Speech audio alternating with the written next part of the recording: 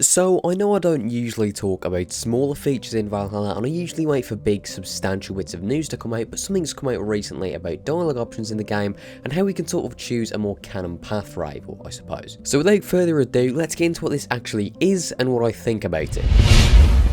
So yesterday an interview came out from Segment Next where it was revealed there will be charisma options in Valhalla which you'll earn by gaining charisma points. There's an image Access the Animus put out that I'll show you on screen now, and as you can see it's a stat that you level up. It might be similar to Fallout where you're shown the option you need the stat for and the particular level you need to be to unlock it, or maybe you can fail at particular options, or maybe they'll show it once you're a high enough level. We haven't seen these so far in any of the demos or gameplay we've seen. Maybe they were hiding them, or maybe the option only shows up once you do have enough charisma points. The way you actually unlock these, and the only way you know you can unlock these charisma points so far, is through flighting, those Viking rap battles you can do. I suppose it makes sense why those are being pushed so much now, as it seems like for every successful flight you'll get more charisma points. The most interesting thing about this though is what Darby said on Twitter when he was questioned about it. He said, "Internally we always felt charisma choices were the canon choices. That's how we wrote them anyway." I'm personally quite outspoken about disliking dialogue choices, but this is a nice sort of compromise.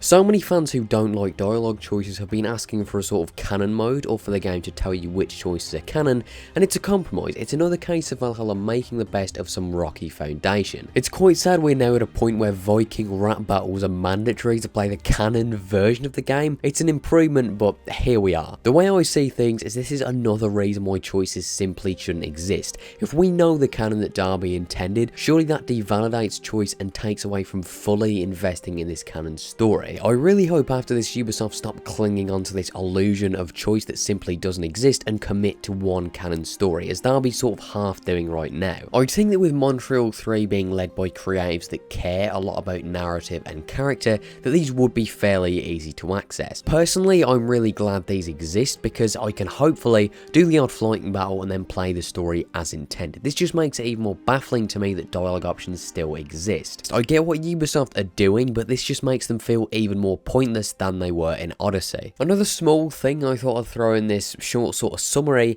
is Darby was asked if Eivor would age during the story, and he said, "We span just a few years, so Eivor won't age, not say 23 years, that'd be ridiculous." Of course referencing AC2 spanning 23 years of Ezio's life. While this does sound small, it was something I was wondering about. You wouldn't want a Syndicate situation where the story happens in 6 months and the characters don't change or grow, but it seems we'll have plenty of time with Eivor. The story starts in 873, and if we assume a few years means 5 or less, there's some things people assumed might happen or people we might assassinate that just can't happen given the time frame. I won't go into specifics as I feel that's verging on spoiler territory, but if you do want to look into it, something pretty important happens in 878 we might see in the game. Something worth keeping in mind is one of Ash's tweets. He's deleted his Twitter now on account of the controversy, and there's this tweet I saw. I've tried to find it on the AC subreddit or somewhere like that, but I can't find a screenshot of this anywhere, so you'll have to trust me. Basically, someone tweeted something along the lines of, "What's the best prologue you've played in a game?" And Ash retweeted saying something like, "You'll have to wait to play," hinting at Valhalla, although I'm fairly sure this was before the official announcement. I wouldn't be surprised if the Norway section was a prologue in 873 with a young Eivor,